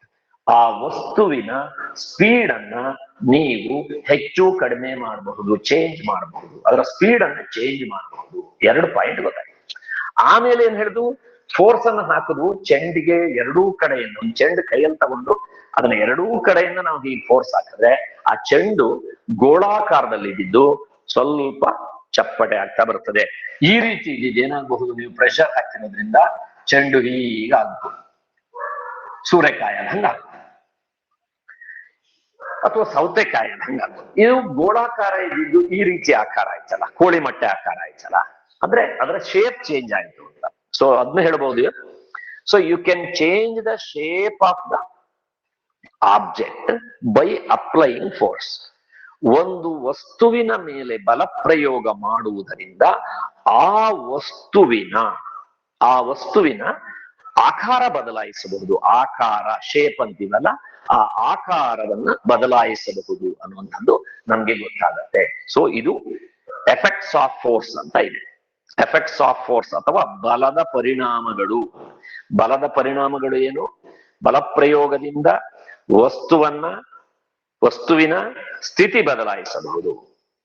ಬಲ ಪ್ರಯೋಗದಿಂದ ವಸ್ತುವಿನ ರಚನೆಯನ್ನ, ಆಕಾರವನ್ನು ಬದಲಾಯಿಸಬಹುದು. ಬಲ ಪ್ರಯೋಗದಿಂದ ವಸ್ತುವಿನ ವೇಗವನ್ನ ಹೆಚ್ಚು ಕಡಿಮೆ ಮಾಡಬಹುದು. 3 ಪಾಯಿಂಟ್ ಕರ್ತೀವಿ. ಅದನ್ನ ಇಂಗ್ಲಿಷ್ ನಲ್ಲಿ ಹೇಳುದಾದ್ರೆ, we can change the state of the object by applying force. So applied force may change the speed of the object. Change the speed ಅಂತ ಹೇಳಿದ್ರೆ ಸ್ಪೀಡ್ ಜಾಸ್ತಿನೂ ಮಾಡಬಹುದು, ಕಡಿಮೆನೂ ಮಾಡಬಹುದು. ಸೊ ಅದು ಆಬ್ಜೆಕ್ಟ್ ಅಂದ್ರೆ ವಸ್ತು ಇದೆಯಲ್ಲ, ವಸ್ತು ಯಾವ ಕಡೆ ಚಲಿಸ್ತಾ ಇದೆಯೋ ಅದೇ ನೇರದಲ್ಲಿ ಫೋರ್ಸ್ ಹಾಕಿದ್ರೆ ಸ್ಪೀಡ್ ಜಾಸ್ತಿ ಆಗತ್ತೆ. ವಸ್ತು ಚಲಿಸುವಂತಹ ದಿಕ್ಕಿಗೆ ವಿರುದ್ಧ ದಿಕ್ಕಿನಿಂದ ಫೋರ್ಸ್ ಹಾಕಿದ್ರೆ ಅದರ ಸ್ಪೀಡ್ ಏನಾಗತ್ತೆ? ಕಡಿಮೆಯಾಗುತ್ತದೆ. ಸೊ ಇಷ್ಟು ವಿಚಾರಗಳನ್ನು ನಾವು ಮತ್ತೆ ಫೋರ್ಸ್ ಹಾಕೋದ್ರಿಂದ ವಸ್ತುವಿನ ಚಲಿಸುವ ದಿಕ್ಕನ್ನ ಬದಲಾಯಿಸಬಹುದು. ಉದಾಹರಣೆಗೆ, ಹೀಗೊಂದು ನಾನು ಒಂದು ಕೈಯನ್ನ ಅಡ್ಡ ಇಟ್ಕೊಂಡು ಒಂದು ಬಾಲ್ ಬರುತ್ತೆ, ಹಿಂಗ್ ಬಂದು ಹೀಗೆ ಹೀಗೆ ಓರೆಯಾಗಿ ಹೊಡೆಯುತ್ತೆ, ಹೊಡೆದು ನಿಮ್ ಕಡೆ ಹೀಗೆ ಬರುತ್ತೆ. ಸೊ ಆಬ್ಜೆಕ್ಟ್ ಹಿಂಗ್ ಬರ್ತಾ ಇದ್ದಿದ್ದು, ಅದಕ್ಕೆ ನಾ ಫೋರ್ಸ್ ಹಾಕಿದ್ದೀನಿ, ಅದು ಡೈರೆಕ್ಷನ್ ಚೇಂಜ್ ಆಗುತ್ತೆ. ಕ್ರಿಕೆಟ್ ಆಟದಲ್ಲಿ ನೋಡಿ, ಬೌಲಿಂಗ್ ಮಾಡ್ತಾ ಇರ್ತಾರೆ, ಆ ಬೌಲಿಂಗ್ ಮಾಡಿದ ಬಾಲ್ ಬರ್ತಾ ಇದ್ದಾಗ ನಾವು ಅದಕ್ಕೆ ಬ್ಯಾಟ್ ಅನ್ನ ಬೇರೆ ಬೇರೆ ಆಂಗಲ್ ಅಲ್ಲಿ ಕೊಡ್ತೇವೆ. ಹೀಗೆ ಸ್ಟ್ರೈಟ್ ಕೊಟ್ರೆ ಯಾರು ಬೌಲಿಂಗ್ ಮಾಡಿದ್ನೋ ಅವನಿಗೆ ಹೋಗ್ಬಿಡ್ತಾರೆ. ಸ್ವಲ್ಪ ಎಲ್ಲಿ ಫೀಲ್ಡಿಂಗ್ ವೀಕ್ ಇದೆಯೋ ಆ ಕಡೆಗೆ ನಾವು ಚೇಂಜ್ ಮಾಡಿ ಆ ಡೈರೆಕ್ಷನ್ಗೆ ಬಾಲ್ ಹಂಗ್ ಮಾಡ್ತೀವಿ. ಈ ಬ್ಯಾಟ್ ಅಲ್ಲಿ ನೀವೇನ್ ಮಾಡಿದ್ರಿ? ಆ ಚೆಂಡಿಗೆ ಫೋರ್ಸ್ ಕೊಟ್ರಿ, ಬಲವನ್ನ ಹಾಕಿದ್ರಿ. ನಾನೇನ್ ಹೇಳ್ತಾ ಇದ್ದೀನಿ ಅಂದ್ರೆ, ಆ ಬಲ ಪ್ರಯೋಗದಿಂದ ಚಲಿಸುವ ವಸ್ತುವಿನ ದಿಕ್ಕನ್ನು ಕೂಡ ನಾವು ಬದಲಾಯಿಸಬಹುದು. ಅದು next point. So force can change the direction of the moving object. ಚಲಿಸುತ್ತಿರುವಂತಹ ವಸ್ತುವಿನ ದಿಕ್ಕನ್ನು ಕೂಡ ಬಲ ಪ್ರಯೋಗದಿಂದ ಬದಲಾಯಿಸಬಹುದು. So this is the third point I have discussed with you. So ಇದೆಲ್ಲವನ್ನು ನಾವು ಏನಂತ ಹೇಳ್ತೀವಿ ಅಂತ ಹೇಳಿದ್ರೆ, ಎಫೆಕ್ಟ್ಸ್ ಆಫ್ ಫೋರ್ಸ್ ಅಂತ ಇಲ್ಲಿ ಬರ್ತದೆ ನೋಡಿ. ಎಫೆಕ್ಟ್ಸ್ ಆಫ್ ಫೋರ್ಸ್ ಅಂತ ಕನ್ನಡದಲ್ಲಿ ಹೇಳುದಾದ್ರೆ ಬಲದ ಪರಿಣಾಮಗಳು ಅಂತ ಹೇಳ್ತೀವಿ. ಬಲದ ಪರಿಣಾಮಗಳು ಅಂತ. ಬಲದ ಪರಿಣಾಮಗಳನ್ನು ಒಂದಷ್ಟು ನಾವು ಅಭ್ಯಾಸ ಮಾಡ್ತೀವಿ. ಈಗ ನೋಡಿ, ಇನ್ನೊಂದು ಸಿಚುವೇಶನ್ ಇದೆ. ಈ ಸಿಚುವೇಶನ್ ಅನ್ನು ನೋಡಿ, here there is a car. ಒಂದು ಕಾರಿನ ಚಿತ್ರ ಬರೆದಿದ್ದೀನಿ ನಾನು. ಸೊ ಈ ಕಾರ್ ಏನಿದೆಯೋ ಅದರ ಹಿಂದ್ಗಡೆ ಒಬ್ಬ ವ್ಯಕ್ತಿ ನಿಂತ್ಕೊಂಡಿದ್ದಾನೆ. See there is a car here, a boy standing just behind the car. ಅರ್ಥ ಮಾಡ್ಕೊಳ್ಳಿ, there is a car here. ನೀವೊಂದು ಕ್ವಶನ್ ಉತ್ತರ ಮಾಡ್ಬೇಕೀಗ, ಹಂಗಾದ್ರಿಂದ ನೀವು ಕೇರ್ಫುಲ್ ಆಗಿ ಅಬ್ಸರ್ವ್ ಮಾಡ್ಬೇಕೀಗ. See here there is a car and a boy standing behind the car. ಒಬ್ಬ ಬಾಲಕ ಕಾರಿನ ಹಿಂಭಾಗದಲ್ಲಿ ನಿಂತ್ಕೊಂಡಿದ್ದಾನೆ. ಈಗ ನೀವು ಉತ್ತರ ಕೊಡ್ಬೇಕು. ನಾನು ಸುದರ್ಶನ್ನ ಕೇಳ್ತೀನಿ ಈಗ. ಸುದರ್ಶ ಉತ್ತರ ಕೊಡ್ತಾನೀಗ. ಈಗ ಕಾರಿನ ಹಿಂಭಾಗದಲ್ಲಿ ಬಾಲಕ ನಿಂತಿದ್ರಿಂದ ಕಾರು ಚಲಿಸುತ್ತೆ, ಹೌದಾ ಅಲ್ವಾ? ಸುದರ್ಶ ಚಲಿಸುತ್ತೆ, ಚಲಿಸುತ್ತಾ ಇಲ್ವ ಹೇಳು? No sir. ಅಂದ್ರೆ ನೋ ನೋ ಚಲಿಸ್ತಾ ಇಲ್ಲ. ಅಂದ್ರೆ ಅವನು ಏನು ಹೇಳ್ತಾ ಇದ್ದಾನೆ, ಈಗ ನೋಡಿ, here there is a car and a boy is standing just behind the car. ಅದು ಮುಟ್ಟಿಲ್ಲ, ಅವನು ಕಾರನ್ನ ಮುಟ್ಟಿ ಕೂಡ ಇಲ್ಲ, ಮಧ್ಯೆ ಗ್ಯಾಪ್ ಇದೆ. ಕಾರು ಚಲಿಸೋಕ್ ಶುರು ಮಾಡತ್ತಾ? ಇಲ್ಲ, ಚಲಿಸೋದಿಲ್ಲ ಅಂತ ಹೇಳಿದ್ರೆ, ಹೌದಲ್ಲ? ಯಾಕೆ ಅಂತ ಹೇಳಿದ್ರೆ, ಫೋರ್ಸ್ ಅಪ್ಲೈ ಆಗ್ಬೇಕಾದ್ರೆ ಎರಡು ಆಬ್ಜೆಕ್ಟ್ಗಳು they should be in contact. ಒಂದು ಆಬ್ಜೆಕ್ಟ್ ಇನ್ನೊಂದು ಆಬ್ಜೆಕ್ಟ್ ಗೆ ಕಾಂಟ್ಯಾಕ್ಟ್ ಇದ್ರೆ ಮಾತ್ರ, ಸ್ಪರ್ಶ ಇದ್ರೆ, ಸ್ಪರ್ಶಿಸಿದ್ರೆ, ಟಚ್ ಆಗಿದ್ರೆ ಆಗ ಮಾತ್ರ ಅದು ಚಲಿಸ್ಲಿಕ್ಕೆ ಸಾಧ್ಯ. ಈಗ ಏನ್ ಮಾಡ್ತಾನೆ ಅಂತ ಹೇಳಿದ್ರೆ, ಈ ಬಾಯ್ ಇದನ್ನ ಇವನು he with the help of his hands, ಇವನ ಕೈಯ ಸಹಾಯದಿಂದ ಕಾರನ್ನ ಹೀಗೆ ಕಾರಿನ ಮೇಲೆ ಫೋರ್ಸ್ ಹಾಕ್ತಾನೆ. He pushes the car, he pushes the car. ಈಗ ಸರ್ವೇಶ ಹೇಳಪ್ಪ, ಈಗ ಕಾರ್ ಏನಾಗತ್ತೆ? ಸರ್ವೇಶ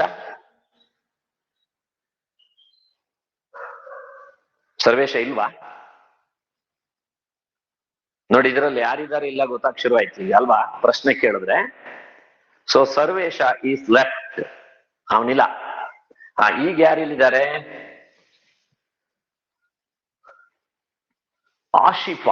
ಆಶಿಫಾ ಟೆಲ್ ಮಿ. ಈಗ ಏನಾಯ್ತು? ಕಾರ್ನ ಹೀಗೆ ಜಸ್ಟ್ ಅವನು ಬಾಯ್ ತಳ್ತಾ ಇದ್ದಾನೆ. What happens to the car now? Car ಏನಾಯ್ತು ಈಗ ಹೇಳಮ್ಮ. ಮುಂದೆ ಹೋಗುತ್ತೆ ಸರ್. ಕಾರು ಮುಂದೆ ಹೋಗುತ್ತೆ ಅಲ್ವಾ? ಈಗ ನೋಡಿ, ಕಾರ್ ಯಾಕೆ ಮುಂದೆ ಹೋಯಿತು ಅಂತ ಕೇಳಿದ್ರೆ ಇಲ್ಲಿದೆ point. A force arises due to the interaction of the two objects. ಎಲ್ಲಿ ಎರಡು ಆಬ್ಜೆಕ್ಟ್ ಗಳ ನಡುವೆ ಇಂಟರಾಕ್ಷನ್ ಇರ್ತದೋ, ಇಂಟರಾಕ್ಷನ್ ಅಂದ್ರೆ ಏನು?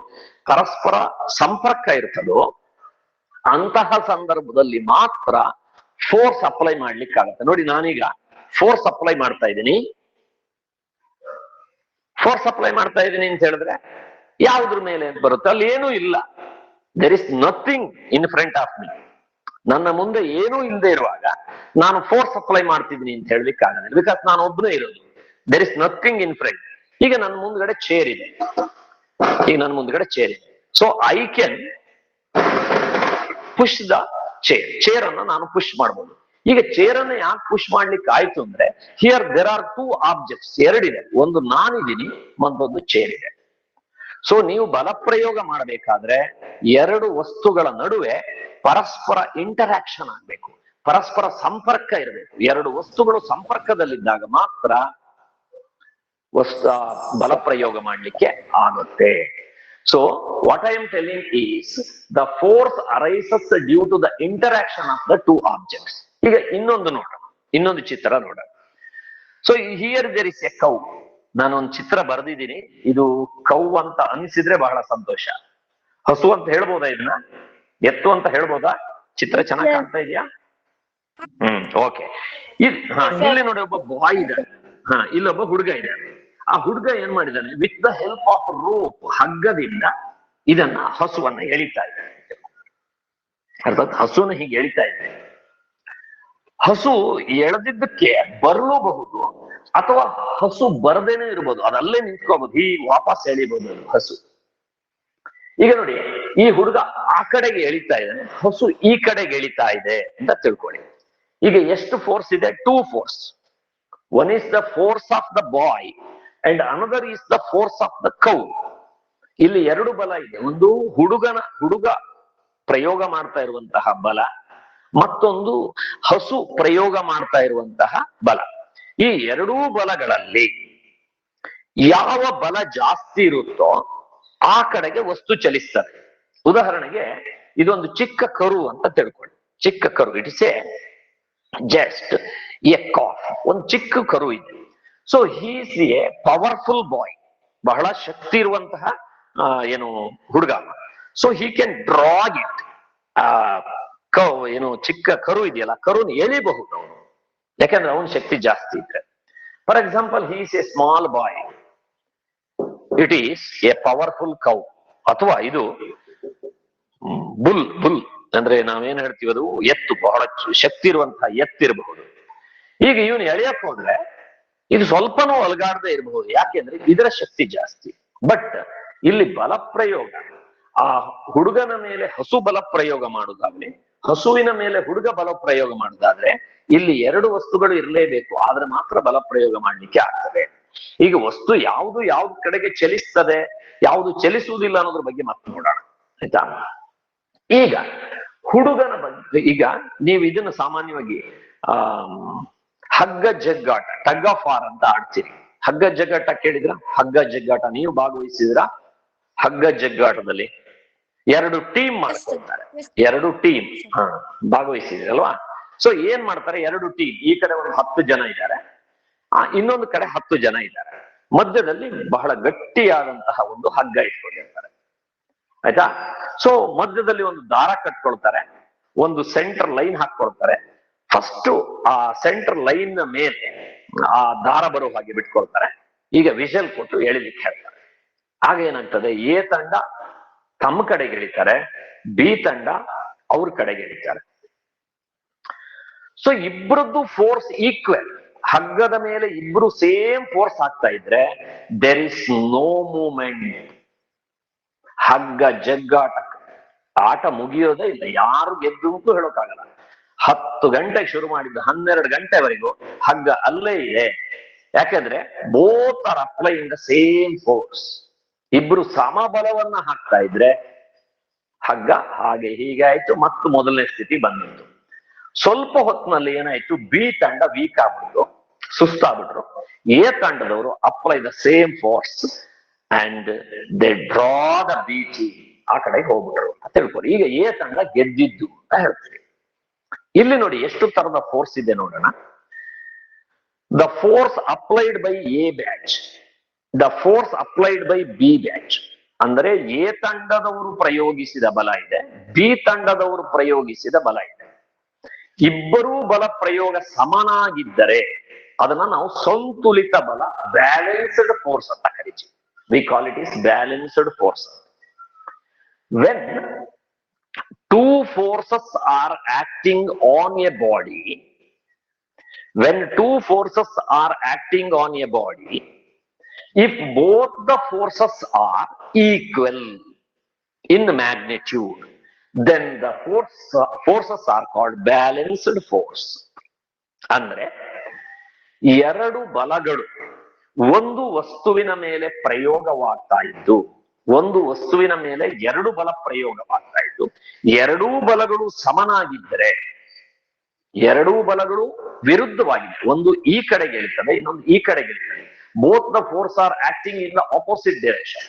2 ಬಲಗಳು ವಿರುದ್ಧ ದಿಕ್ಕಿನಲ್ಲಿ ಪ್ರಯೋಗವಾಗ್ತಾ ಇದೆ ಮತ್ತು ಸಮನಾಗಿದೆ. ಆದ್ರೆ ಆಬ್ಜೆಕ್ಟ್ ಮಾತ್ರ, ವಸ್ತು ಮಾತ್ರ ಚಲಿಸುವುದಿಲ್ಲ. ಅದನ್ನ ಸಂತುಲಿತ ಬಲ ಅಥವಾ ಬ್ಯಾಲೆನ್ಸ್ಡ್ ಫೋರ್ಸ್ ಅಂತ ಕರೀತೀವಿ. Look here. I hope this picture you can see. Here there is a wooden box on a table. ಇದು ಟೇಬಲ್, ಒಂದು ಟೇಬಲ್ ಇದೆ. ಟೇಬಲ್ ಮೇಲೆ ಒಂದು ಬಾಕ್ಸ್ ಇದೆ, ಸ್ವಲ್ಪ ಭಾರವಾದ box, heavy box. So here there is a thread, ಇಲ್ಲೊಂದು ದಾರ ಇದೆ, ಅದೊಂದು ಎಕ್ಸ್ ಅಂತ ಈ ಕಡೆ ಆಪೋಸಿಟ್ ನಲ್ಲಿ ಇನ್ನೊಂದು ಥ್ರೆಡ್ ಇದೆ, ಅದನ್ನು ನಾವು ಥ್ರೆಡ್ ವೈ ಅಂತ ಕರಿತೀವಿ. I hope you can see this. See if X, ಈಗ ಬರೀ ನಾವು ಆ ಕಡೆ ವೈ ನಲ್ಲಿ ಬಲನೇ ಇಲ್ಲ ಅಂತ ತಿಳ್ಕೊಳ್ಳಿ, ಅಲ್ಲಿ ಯಾರು ಬಲ ಪ್ರಯೋಗ ಮಾಡಿಲ್ಲ, ಎಕ್ಸ್ ಮಾತ್ರ ಇದೆ. ಎಕ್ಸ್ ಹಗ್ಗವನ್ನು ಹಿಡಿದು ನಾನು ಹಿಂಗೆ ಹೇಳಿದ್ದೀನಿ. ಸೊ ಆಬ್ಜೆಕ್ಟ್ ಏನಾಗತ್ತೆ ಈಗ? ಆಬ್ಜೆಕ್ಟ್ ಏನಾಗತ್ತೆ ಈಗ? ವಸ್ತು ಏನಾಗತ್ತೆ? ಬಾಕ್ಸ್ ಏನಾಗುತ್ತೆ? ಎಕ್ಸ್ ಕಡೆ ಬಲ ಇಲ್ವೇ ಇಲ್ಲ, ವೈ ಮಾತ್ರ. ವೈ ದಾರ ಹಿಡಿದು ನಾನು ಸರಿ, ವೈ ನಲ್ಲಿ ಬಲ ಇಲ್ಲ, ಎಕ್ಸ್ ದಾರ ಹಿಡಿದು ಎಳಿತಾ ಇದ್ದೀನಿ. ಏನಾಗುತ್ತೆ ಈ ಬಾಕ್ಸ್? ನಮ್ ಕಡೆ ಬರುತ್ತೆ, ಬಾಕ್ಸ್ ನಮ್ ಕಡೆ ಬರುತ್ತೆ, ಚಲಿಸುತ್ತೆ, ವಸ್ತು ಚಲಿಸುತ್ತೆ. ಈಗ ವೈ ಬಾಕ್ಸ್ ಸಾರಿ ವೈ ಥ್ರೆಡ್ ಅನ್ನು ಹಿಡಿದು ಎಳಿತಾನೆ, ಎಕ್ಸ್ ನಲ್ಲಿ ಏನೂ ಇಲ್ಲ, ವೈ ಕಡೆ ಹಿಡಿದು ಎಳಿತೀವಿ. ಈಗ ಏನಾಗತ್ತೆ?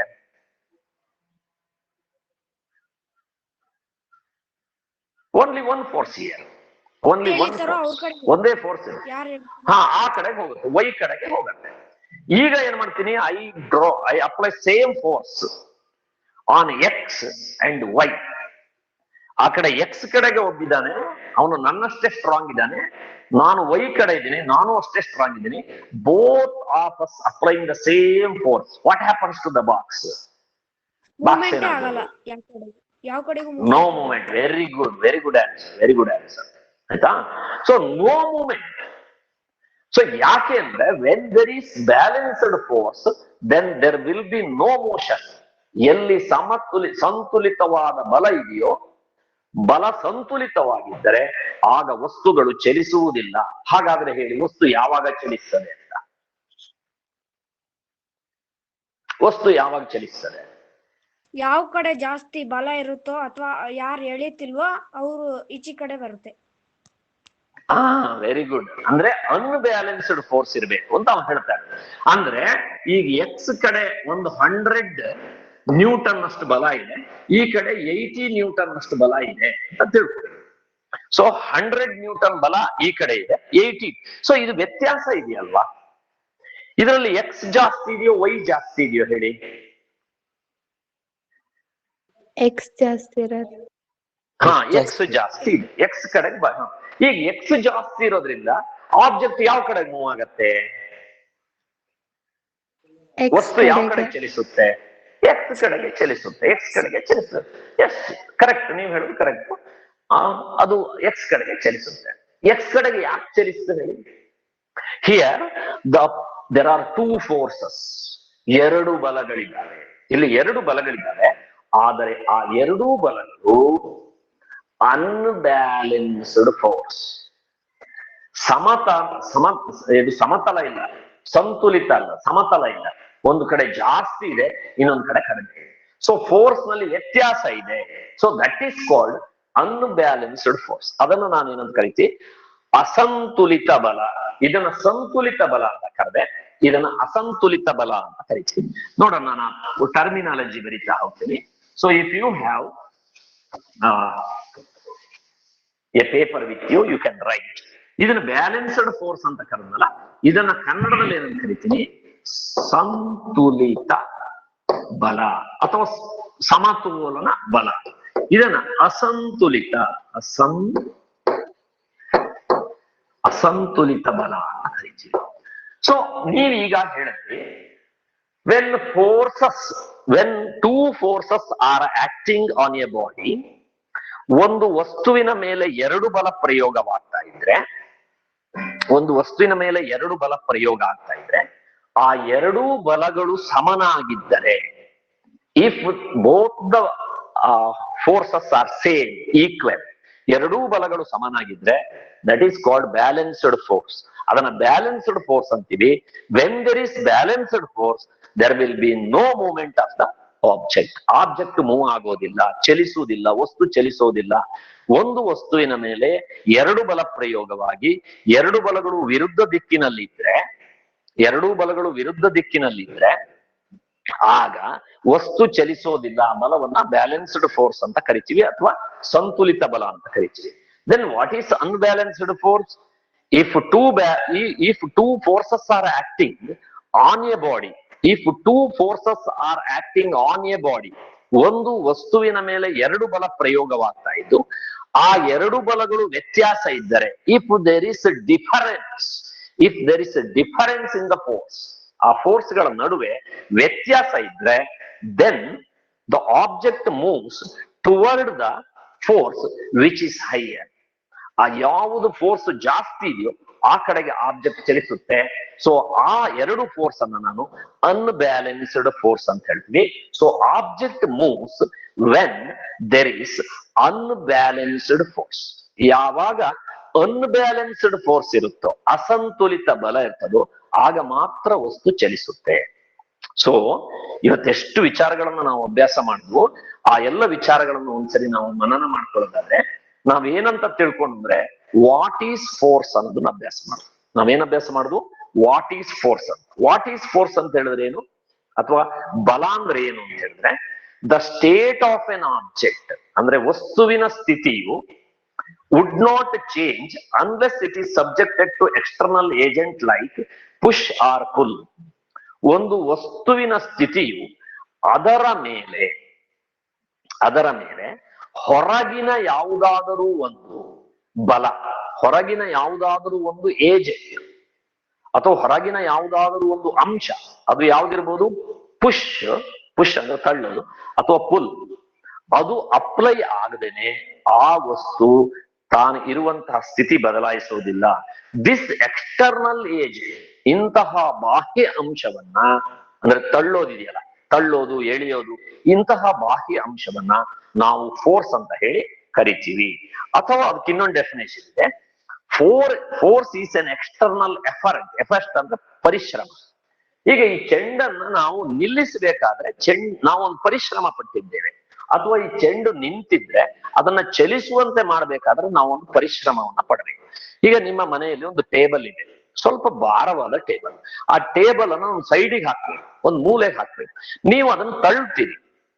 ತಳ್ಳೋದನ್ನ ಏನ್ ಮಾಡಿದ್ರಿ, ನೀವು ಸ್ವಲ್ಪ ಪರಿಶ್ರಮ ಹಾಕಿದ್ರಿ, ಎಫರ್ಟ್. ಸೊ ನೀವು ಹಾಕಿರುವ ಆ ಎಫರ್ಟ್ ಇದೆಯಲ್ಲ, ಅದು ಹೊರಗಿನದು, ಅದು ಟೇಬಲ್ ನಲ್ಲಿ ಇದ್ದಿದ್ದಲ್ಲ, ಅದು ಟೇಬಲ್ಲಿನ ಹೊರಗಿರುವಂತಹ ಒಂದು ಎಫರ್ಟ್.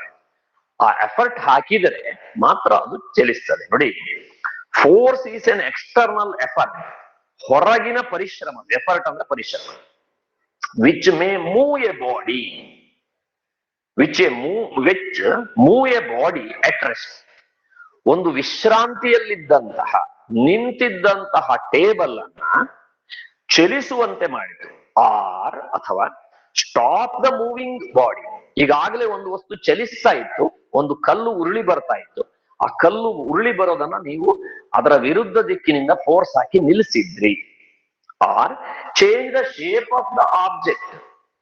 ಒಂದು ಚೆಂಡು ತಗೊಂಡು ಅದ್ರ ಮೇಲೆ ಎಫರ್ಟ್ ಹಾಕಿದ್ರಿ ನೀವು, ಅದೇನ್ ಮಾಡ್ತು, ಆ ಚೆಂಡಿನ ಆಕಾರವನ್ನ ಬದಲಾಯಿಸಿತು. ಅಥವಾ change the speed of the moving object.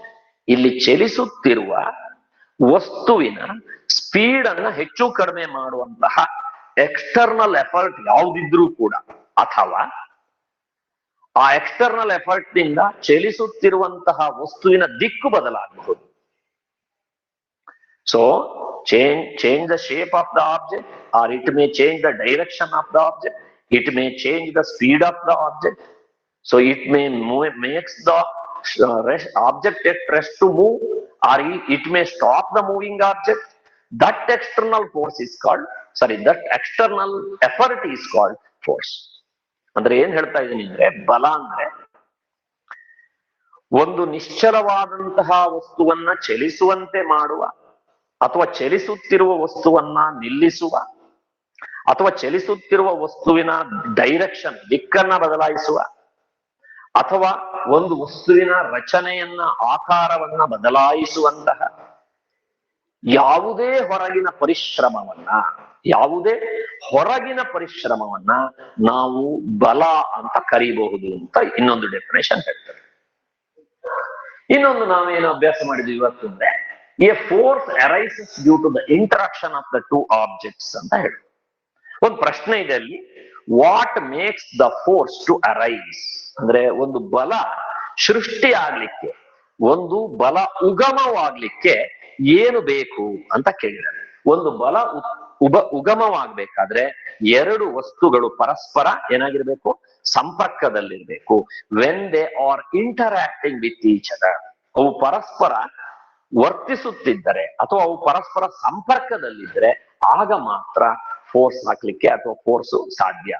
ಇನ್ನೇನು ಅಭ್ಯಾಸ ಮಾಡಿದೀವಿ? ಮೂರನೇದು, what are the effects of force ಅನ್ನೋದು ಅಭ್ಯಾಸ ಮಾಡಿದೀವಿ. ಈ ಒಂದು ಬಲ ಪ್ರಯೋಗದಿಂದ ಏನೇನು ಬದಲಾವಣೆಗಳಾಗಬಹುದು? ಒಂದು, ಶೇಪ್ ಬದಲಾವಣೆ ಆಗಬಹುದು, ರಚನೆ ಬದಲಾವಣೆ ಆಗಬಹುದು, ಮತ್ತೆ ಚಲಿಸ್ತಾ ಇರುವಂತಹ ವಸ್ತು ನಿಲ್ಲಬಹುದು ಅಥವಾ ನಿಂತಹ ವಸ್ತು ಚಲಿಸಬಹುದು, ಅಥವಾ ಚಲಿಸ್ತಾ ಇರುವಂತಹ ವಸ್ತುವಿಗೆ ನೀವು ಬ್ಯಾಟ್ ಕೊಟ್ಟಿರಲ್ಲ ಚೆಂಡಿಗೆ, ಆಗ ಏನಾಯ್ತು, ಚೆಂಡಿನ ಡೈರೆಕ್ಷನ್ ಬದಲಾಗೋಯ್ತು, ಆ ಬರ್ತಾ ಇರುವಂತಹ ಚೆಂಡಿನ ದಿಕ್ಕು ಬದಲಾಯಿತು ಅಲ್ವಾ? ಹೌದು, ದಿಕ್ಕು ಬದಲಾಗಬಹುದು, ಅದರ ರಚನೆ ಬದಲಾಗಬಹುದು, ಚಲಿಸ್ತಾ ಇದ್ರೆ ಅದು ನಿಲ್ಲಬಹುದು, ನಿಂತಿದ್ರೆ ಅದು ಚಲಿಸಬಹುದು. ಈ ಎಲ್ಲವನ್ನು ನಾವು ಇಲ್ಲಿ ಪಟ್ಟಿ ಮಾಡಿದ್ರೆ ಅದು ಎಫೆಕ್ಟ್ಸ್ ಆಫ್ ಫೋರ್ಸ್ ಅಥವಾ ಬಲದ ಪರಿಣಾಮ ಅಂತ ಆಗ್ತದೆ. ನೆಕ್ಸ್ಟ್ ನೋಡಿ, ಅದು ಇದೆ ಥರ್ಡ್ ಪಾಯಿಂಟ್ ಏನದು, what are the effects of forces ಅಂತಿದೆ. A force can move the stationary objects. A force can change the it can move the stationary object. Stationary ಅಂತ ಹೇಳಿದ್ರೆ object which is at rest, ನಿಶ್ಚಲ ಸ್ಥಿತಿಯಲ್ಲಿರುವಂತಹ ವಸ್ತು. ನಿಶ್ಚಲ ಸ್ಥಿತಿಯಲ್ಲಿರುವಂತಹ ವಸ್ತು ನಾನೇನು ಕರಿತೀನಿ, ಸ್ಟೇಷನರಿ ಅಂತ ಕರೀತೀನಿ, ಸ್ಥಿರ ಅಂತ. ಸ್ಟೇಷನರಿ ಅಂದ್ರೇನು? ಸ್ಥಿರ ಅಂತ. ಅದು ಯಾವಾಗ್ಲೂ ಬದಲಾಗೋದಿಲ್ಲ, ಅಲ್ಲೇ ಇರುತ್ತೆ, ಅದು ಸ್ಟೇಷನರಿ ಅಂತ ಕರಿತೀವಿ. ಒಂದು ಟೇಬಲ್ ಇದೆ, ಒಂದು ರೂಮ್ ನಲ್ಲಿ ಒಂದು ಟೇಬಲ್ ಇದೆ, ಅದು ಸ್ಟೇಷನರಿ ಆಬ್ಜೆಕ್ಟ್. ಯಾಕೆ? ಅದು ಚಲಿಸುವುದಿಲ್ಲ. ಒಂದು ಮರ ಇದೆ, ಸೊ ಆ ಮರ tree is a stationary object. ಯಾಕೆಂದ್ರೆ ಅದು ಚಲಿಸೋದಿಲ್ಲ. ನಿಮ್ ಹಂಗೆ ಒಂದ್ ದಿವಸ ಪೇಟೆಗೆ ಹೋಗಿ ಬರುದು, ಇನ್ನೊಂದ್ ದಿವಸ ನೆಂಟರ ಮನೆಗೆ ಹೋಗಿ ಬರುದು ಮಾಡುದಿಲ್ಲ, ಮರ ಅಲ್ಲೇ ಇರ್ತದೆ, ಅದನ್ನ ನಾವು ಸ್ಟೇಷನರಿ ಆಬ್ಜೆಕ್ಟ್ಸ್ ಅಂತ ಕರಿತೀವಿ. ಸೊ ಈ ನಾವು ಫೋರ್ಸ್ ಅನ್ನು ಹಾಕಿರೋದ್ರಿಂದ ಏನಾಗ್ತದೆ, ಇಟ್ ಕ್ಯಾನ್ ಮೂವ್ ಅಂದ್ರೆ ಚಲಿಸುವುದು. It can move the stationary object. ಈಗಾಗಲೇ ಚಲಿಸ್ತಾ ಇರುವಂತಹ ನಿಶ್ಚಲವಾದಂತಹ ವಸ್ತುವನ್ನ ಚಲಿಸುವಂತೆ ಮಾಡಬಹುದು. A force can stop the moving object ಅಂತಿದೆ. ಅಂದ್ರೆ ಈಗಾಗಲೇ ಚಲಿಸ್ತಾ ಇರುವಂತಹ ವಸ್ತು ಇದ್ರೆ ಅದನ್ನ ಫೋರ್ಸ್ ಏನ್ ಮಾಡಬಹುದು, ಫೋರ್ಸ್ ಹಾಕಿ ನಿಲ್ಲಿಸಬಹುದು. A force can change the speed of the moving object. ಈಗಾಗಲೇ ಒಂದು ವಸ್ತು ಚಲಿಸ್ತಾ ಇದೆ, ಅದರ ಸ್ಪೀಡ್ ಅನ್ನು ಹೆಚ್ಚು ಕಡಿಮೆ ಮಾಡಬಹುದು. ಈಗ ಚಲಿಸ್ತಾ ಇರುವ ದಿಕ್ಕಲ್ಲೇ, ಈಗ ಫಾರ್ ಎಕ್ಸಾಂಪಲ್ ನಿಮ್ಮ ಸ್ನೇಹಿತ ಸೈಕ್ಲಿಂಗ್ ಮಾಡ್ತಾ ಇದ್ದಾರೆ, ಸೈಕಲ್ ಹೊಡಿತಾ ಇದ್ದಾರೆ, ಸೈಕಲ್ ನನ್ನ ನೀವು ಅದು ಚಲಿಸ್ತಾ ಇದೆ, ಅದ್ರ ಹಿಂದಿಂದ ನೀವು ಸೈಕಲ್ ಅನ್ನು ತಳ್ಳಿದ್ರೆ ಆ ಸೈಕಲಿನ ಸ್ಪೀಡ್ ಜಾಸ್ತಿ ಆಗುತ್ತೆ.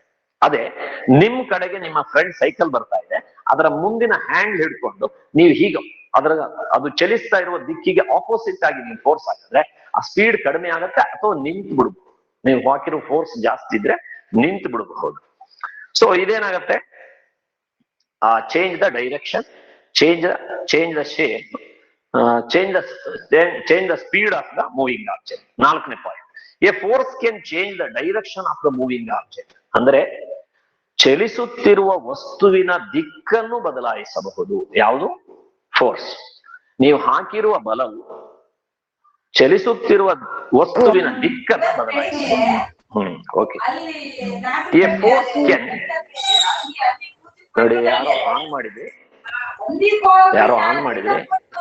ಮ್ಯೂಟ್ ಮಾಡಿ. ನಿಮ್ ಮನೆಯ ಗಲಾಟೆಯಲ್ಲಿ ಇನ್ ಕೇಳ್ತಾ ಇದೆ.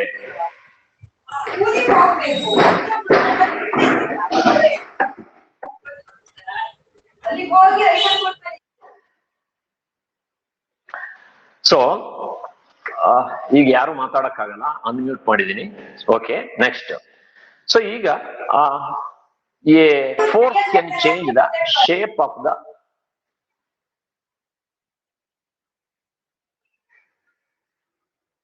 A force can change the shape of the object. ಒಂದು ವಸ್ತುವಿನ ರಚನೆಯನ್ನ, ಶೇಪ್ ಅನ್ನ ಬದಲಾಯಿಸಲಿಕ್ಕೂ ಸಾಧ್ಯ ಇದೆ ಅಂತ. ಆಮೇಲೆ ಇವತ್ತು ಏನ್ ಅಭ್ಯಾಸ ಮಾಡಿದೀವಿ ಅಂತ ಹೇಳಿದ್ರೆ, we have studied balanced and unbalanced force. ಸಂತುಲಿತ ಬಲ ಮತ್ತು ಅಸಂತುಲಿತ ಬಲವನ್ನು ನಾವು ಅಭ್ಯಾಸ ಮಾಡಿದೀವಿ. ಸೊ ಅಲ್ಲಿ 4th ಕ್ವಶನ್ ಇದೆ, ಡಿಫೈನ್ ದ ಬ್ಯಾಲೆನ್ಸ್ಡ್ ಫೋರ್ಸ್ ಅಂತಿದೆ. ಅಂದ್ರೆ ಸಂತುಲಿತ ಬಲ ಅಂದ್ರೆ ಏನು ಅಂತ ಇದೆ. If 2 forces are acting on a body, ಒಂದು ವಸ್ತುವಿನ ಮೇಲೆ 2 ಬಲಗಳು ಪ್ರಯೋಗವಾಗ್ತಾ ಇದ್ದು, they are in the opposite direction, ಅವೆರಡು ವಿರುದ್ಧ ದಿಕ್ಕಿನಲ್ಲಿದ್ರೆ and both the forces are equal. ಅಷ್ಟು ಮಾತ್ರ ಅಲ್ಲ, ಆ ಫೋರ್ಸಸ್ ಎಲ್ಲ ಏನಾಗಿದೆ, ಈಕ್ವಲ್ ಆಗಿದೆ. ಆ ಎಲ್ಲ ಫೋರ್ಸ್ಗಳು ಏನಾಗಿದ್ದಾವೆ, ಈಕ್ವಲ್ ಆಗಿದೆ, ಸಮ ಆಗಿದ್ದಾವೆ.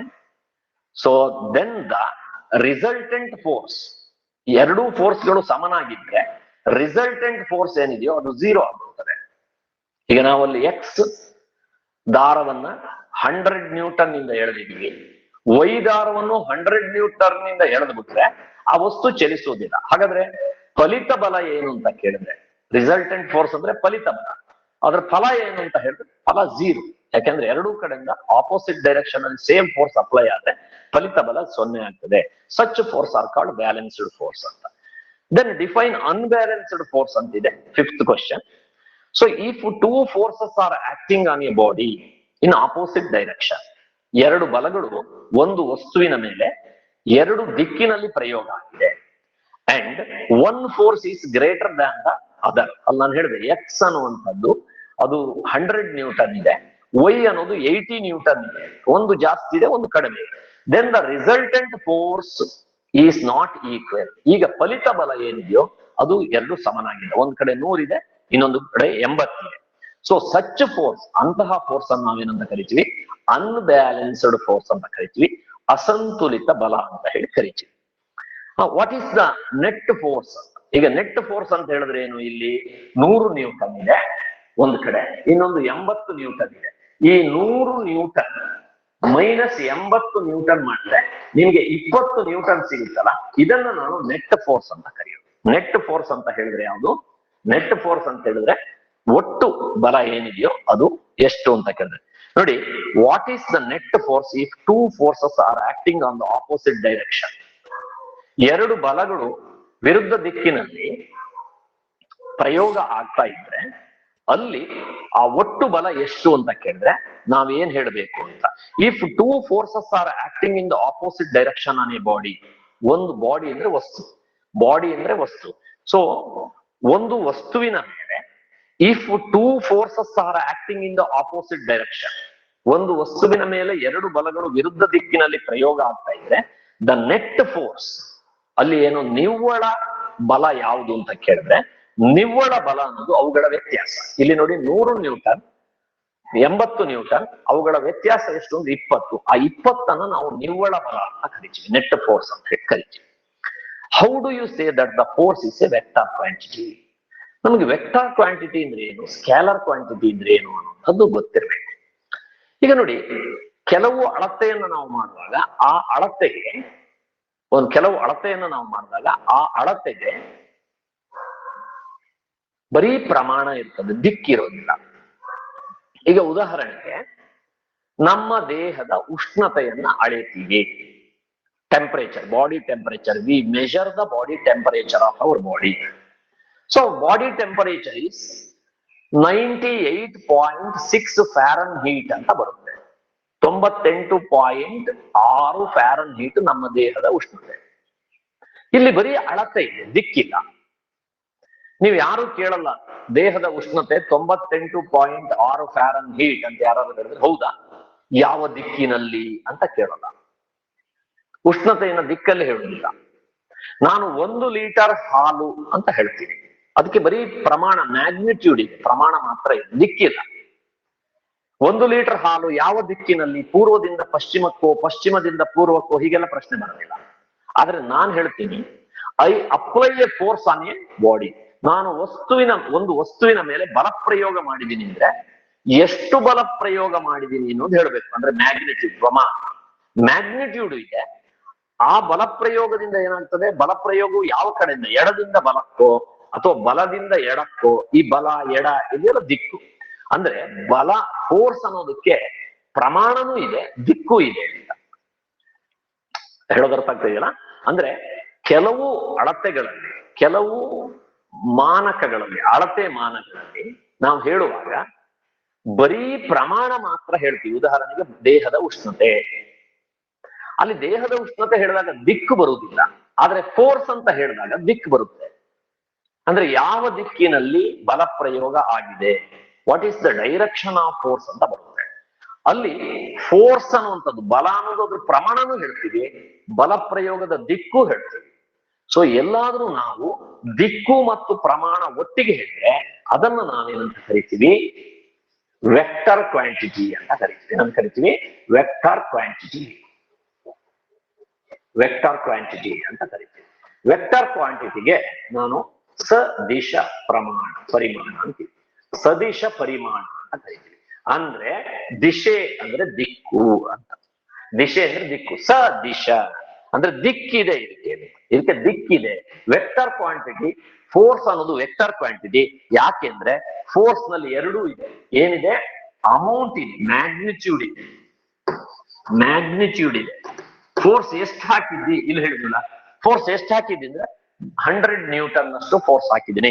ಆ ಕಡೆ ಏನು 80 ನ್ಯೂಟನ್ ಅಷ್ಟು ಫೋರ್ಸ್ ಹಾಕಿದ್ದೀನಿ.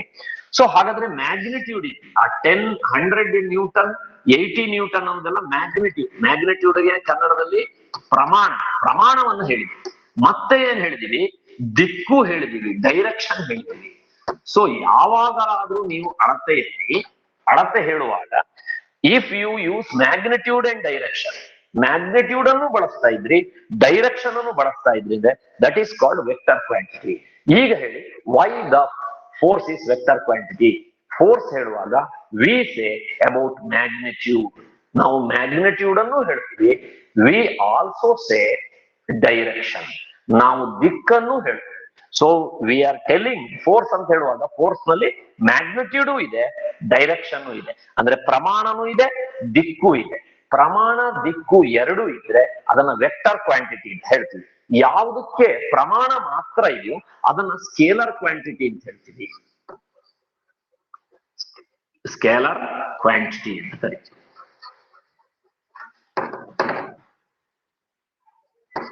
Scalar quantity. ಇದಕ್ಕೆ ಕನ್ನಡದಲ್ಲಿ ಅದಿಶ ಅಂದ್ರೆ ದಿಕ್ಕಿಲ್ಲ, ಅಂದ್ರೆ ನೆಗೆಟಿವ್, ಅದಿಶ ಪರಿಮಾಣ ಅಂತ ಕರೀತೀವಿ. ಅದಿಶ ಪರಿಮಾಣ. ಹಾಗಾಗಿ ಈ ಫೋರ್ಸ್ ಅನ್ನುವಂಥದ್ದು ಏನಿದೆಯೋ, ಬಲ ಅನ್ನೋದಿದೆಯೋ, ಇದು ಸದಿಶ ಪರಿಮಾಣ, ಅದಿಶ ಪರಿಮಾಣ ಅಲ್ಲ. ಯಾಕೆಂದ್ರೆ ಅದಕ್ಕೆ ದಿಕ್ಕಿದೆ. ಯಾವುದಕ್ಕೆ ಪ್ರಮಾಣನೂ ಇದೆಯೋ, ದಿಕ್ಕು ಇದೆಯೋ ಅದನ್ನ ನಾವು ಸದಿಶ ಪರಿಮಾಣ ಅಥವಾ ವೆಕ್ಟರ್ ಕ್ವಾಂಟಿಟಿ ಅಂತ ಹೇಳಿ ಕರಿತೀವಿ. ಸೊ ನಮ್ಮ 7ನೇ ಪ್ರಶ್ನೆ ಏನಿದೆ ಅಂತ ಹೇಳಿದ್ರೆ, how do you say that a force is a vector quantity? ನೀವು ಫೋರ್ಸ್ ಅನ್ನ ವೆಕ್ಟರ್ ಕ್ವಾಂಟಿಟಿ ಹೇಗೆ ಹೇಳ್ತೀರಿ ಅಂತ ಹೇಳಿದ್ರೆ, ಅಲ್ಲಿ ಪ್ರಶ್ನೆ ಕೇಳಿದರೆ ನಾವು ಹೇಳ್ತೀವಿ, force has both direction and magnitude. Force ಹೇಳುವಾಗ ನಾವು ದಿಕ್ಕನ್ನು ಹೇಳ್ತೀವಿ, ಆ ನಂತರ ಮ್ಯಾಗ್ನಿಟ್ಯೂಡ್ ಅನ್ನು ಹೇಳ್ತೀನಿ, ಪ್ರಮಾಣ ಅನ್ನು ಹೇಳ್ತೀನಿ. ಹಾಗಾದ್ರಿಂದ ಮ್ಯಾಗ್ನಿಟ್ಯೂಡ್ ಅಂದ್ರೆ ಪ್ರಮಾಣ ಅಂತ. ಸೊ ಪ್ರಮಾಣ ಮತ್ತು ಡೈರೆಕ್ಷನ್ ನಿಮ್ಮ ನೋಟ್ಸ್ ಕೊಟ್ಟಿದ್ದೀವಿ, ಅದರಲ್ಲಿ ನೀವು ಬೇಕಾದ್ರೆ ಆ ನೋಟ್ಸ್ ಅಲ್ಲಿ ಬರ್ಕೋಬಹುದು ಕನ್ನಡ ಅರ್ಥ ಬೇಕಿದ್ರೆ. ಮ್ಯಾಗ್ನಿಟ್ಯೂಡ್ ಅಂದ್ರೆ ಪ್ರಮಾಣ ಅಂತ. ಸೊ ದಿಕ್ಕು ಮತ್ತು ಪ್ರಮಾಣ ಎರಡೂ ಇದ್ರೆ that is called vector quantity. So force ಅನ್ನೋದು ವೆಕ್ಟರ್ ಕ್ವಾಂಟಿಟಿಗೆ ಬರ್ತದೆ. ಇನ್ನು A force can change the state of motion ಅನ್ನೋದಕ್ಕೆ ನಾವು ಈಗಾಗಲೇ ಡಿಸ್ಕಸ್ ಮಾಡಿದೀವಿ. ಅದನ್ನೇ ಮಾತ್ರ ಪ್ರತ್ಯೇಕ ತೆಕ್ಕೊಂಡು ಅದು ಪ್ರತಿಯೊಂದು ಎಫೆಕ್ಟ್ ಕೂಡ, ಫೋರ್ಸಿನ ಪ್ರತಿಯೊಂದು ಪರಿಣಾಮಗಳನ್ನು ತೆಗೆದುಕೊಂಡು ಸ್ವಲ್ಪ ಡೀಟೇಲ್ ಆಗಿ ಮುಂದಿನ ತರಗತಿಯಲ್ಲಿ ಅಭ್ಯಾಸ ಮಾಡೋಣ. This is just an introductory class. ಇದು ಕೇವಲ ಈ ಪಾಠಕ್ಕೆ ಒಂದು ಪೀಠಿಕೆಯ ಆದಂತಹ ಒಂದು ಅವಧಿ. ಅದರಲ್ಲಿ ನಾನು ಒಂದಷ್ಟು ಬೇಸಿಕ್ ಥಿಂಗ್ಸ್ ಅನ್ನು ನಿಮ್ಗೆ ಕಲಿಸಿದ್ದೀನಿ. ಮತ್ತೆ ಮುಂದಿನ ತರಗತಿಯಲ್ಲಿ ಸ್ವಲ್ಪ ವಿತ್ ಸಮ್ ಮೋರ್ ಇಲಿಸ್ಟ್ರೇಷನ್ಸ್, ಇನ್ನೂ ಒಂದಷ್ಟು ಹೆಚ್ಚು ಸನ್ನಿವೇಶಗಳನ್ನ, ಸಂದರ್ಭಗಳನ್ನ, ಪ್ರಸಂಗಗಳನ್ನ ತಂದು ನಾವು ಇದನ್ನು ಇನ್ನೊಂದು ಸ್ವಲ್ಪ ಡೀಟೇಲ್ ಆಗಿ ಅಭ್ಯಾಸ ಮಾಡ್ತಾ ಹೋಗ್ತೀವಿ. So thank you for listening the class. Thank you students. Thank you sir. Thank you sir. Thank you sir. Thank you sir. Thank you, sir. Thank you sir. Okay, thank you.